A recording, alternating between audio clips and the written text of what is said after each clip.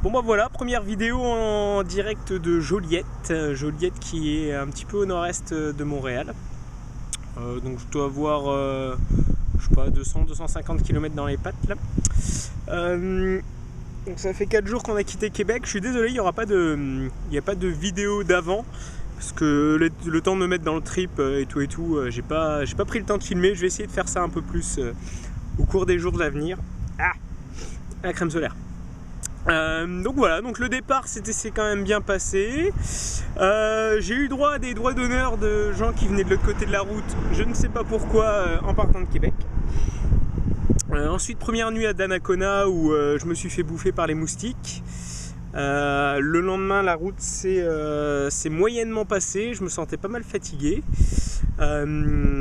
Et puis le soir, alors que j'essayais de trouver un coin pour dormir, et totalement exténué, je me suis dit je vais aller dans un coin où il y a derrière 200 mètres de sable, et puis donc j'ai poussé mon vélo sur 200 mètres de sable, j'étais exténué, tout ça pour apprendre que le propriétaire voulait pas que, après lui avoir demandé, voulait pas que je dorme sur place.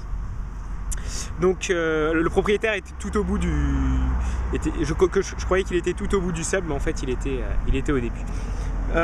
Donc au final, alors que j'étais HS, obligé de remonter sur le vélo, j'ai trouvé un endroit pour dormir à côté d'un putois écrasé, donc il a senti le putois toute la nuit. Le lendemain au réveil, une grosse diarrhée carabinée, donc je pense qu'en fait j'étais fatigué aussi parce que mon corps avait pas chopé les nutriments ou les je sais pas quoi dans la nourriture. Donc j'étais un peu bas moralement. Deuxième jour, je me suis dit oh là, ça commence super mal.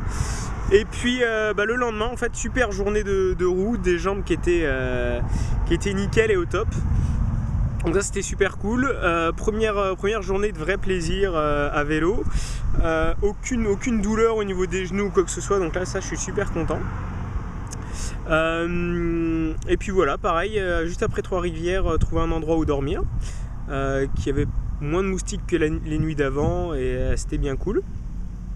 Et puis là aujourd'hui, Joliette, Joliette qui est une charmante petite bourgade du Québec, où il y a un monsieur qui m'a gentiment laissé dormir sur sa pelouse après m'avoir apporté une bouteille d'eau fraîche. Donc ça c'était très très gentil de sa part. Donc voilà, donc tout se passe bien, je suis vraiment content du truc.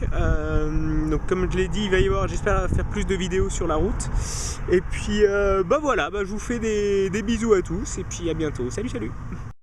Équipement et machin, pour les copains, c'est trop bien, Donc une petite série que je compte faire régulièrement à la fin de chaque vidéo pour parler un peu du matos que j'utilise. Donc dans cette première édition, on va parler de la tente. Donc c'est une Light N3 de Ferrino. L'avantage c'est qu'elle est très légère, 1,3 kg. Elle a juste besoin de 2 tubes en fait en aluminium. Malheureusement elle n'est pas autoportante, donc il faut bien en ficher des piquets dans le sol. Autre avantage c'est qu'elle n'a pas énormément de piquets à planter comme certaines tentes peuvent l'avoir. Et puis c'est une très bonne tente en fait que je recommande, qui est très très bien et très durable, ça fait 2-3 ans que je l'ai. Voilà.